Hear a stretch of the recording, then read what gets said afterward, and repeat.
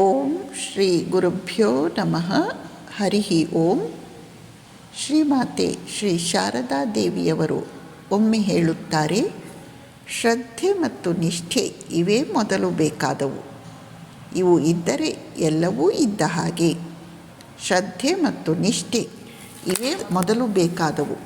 ಇವು ಇದ್ದರೆ ಎಲ್ಲವೂ ಇದ್ದ ಹಾಗೆ. ಒಮ್ಮೆ ಒಬ್ಬ ಶಿಷ್ಯ ಪ್ರಶ್ನೆ ಕೇಳುತ್ತಾನೆ, ಅಮ್ಮ, ನಮ್ಮಂತಹ ಕೆಲವು ದಡ್ಡರನ್ನು ಅಂದರೆ ಇಲ್ಲಿ ಅವಿದ್ಯಾವಂತರನ್ನು ಬಿಟ್ಟರೆ ನಿಮ್ಮ ಶಿಷ್ಯರೆಲ್ಲ ತುಂಬ ಓದಿದವರು. ಸ್ವಾಮಿ ಶಾರದಾನಂದರು ಶ್ರೀರಾಮಕೃಷ್ಣರ ಮೇಲೆ ಒಂದು ಪುಸ್ತಕವನ್ನು ಬರೆದು ಎಲ್ಲ ಕಡೆಗಳಲ್ಲೂ ಅದರ ಸಂದೇಶವನ್ನು ಹರಡುತ್ತಿದ್ದಾರೆ. ಉಳಿದವರೆಲ್ಲ ಬೇರೆ ಬೇರೆ ಕಡೆ ಪ್ರವಾಸ ಮಾಡಿ ಉಪನ್ಯಾಸಗಳನ್ನು ಕೊಡುತ್ತಿದ್ದಾರೆ. ಅವರಿಂದ ಎಷ್ಟೊಂದು ಕೆಲಸ ಆಗುತ್ತಿದೆ, ಅಂದರೆ ತಾನು ಅಷ್ಟು ಮಾಡಲಿಕ್ಕಾಗ್ತಾ ಇಲ್ವಲ್ಲ ಎಂದು ವ್ಯಥೆಯನ್ನು, ಸಂಕೋಚವನ್ನು ಶಿಷ್ಯ ವ್ಯಕ್ತಪಡಿಸುತ್ತಿದ್ದಾನೆ. ಅದಕ್ಕೆ ಶ್ರೀಮಾತೆಯವರು ಉತ್ತರಿಸುತ್ತಾರೆ, ಯಾಕಪ್ಪ ಹಾಗೆ ಹೇಳುತ್ತೀ? ಸ್ವತಃ ಶ್ರೀರಾಮಕೃಷ್ಣರೇ ಓದಿದವರಲ್ಲ. ಅವರು ತಮ್ಮ ಮನಸ್ಸನ್ನು ಭಗವಂತನ ಮೇಲಿಡಲು ಮಾತ್ರ ಕಲಿತಿದ್ದರು. ನಿಮ್ಮಿಂದ ಇಲ್ಲೆಲ್ಲ ಬಹಳಷ್ಟು ಕೆಲಸ ಆಗುತ್ತಿದೆ. ಈ ಸಲ ಶ್ರೀರಾಮಕೃಷ್ಣರು ಬಡವ, ಬಲ್ಲಿದ, ಜ್ಞಾನಿ, ಮೂರ್ಖ ಎಲ್ಲರಿಗೂ ಮುಕ್ತಿಯನ್ನು ಕೊಡಲು ಬಂದಿದ್ದಾರೆ. ಈಗ ಒಂದು ಅದ್ಭುತ ಮಲಯ ಮಾರುತ ಬೀಸುತ್ತಿದೆ.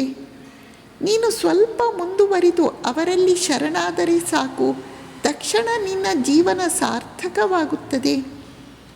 ಏನು ಹೇಳುತ್ತೀಯಾ? ನೀವೆಲ್ಲ ನನ್ನವರೇ. ಆದರೆ ಒಂದು ಮಾತು, ವಿದ್ಯಾವಂತ ಸಾಧು ಎಂದರೆ ದಂತಕ್ಕೆ ಚಿನ್ನದ ತಗಡನ್ನು ಹೊದಿಸಿದ ಆನೆ ಇದ್ದ ಹಾಗೆ.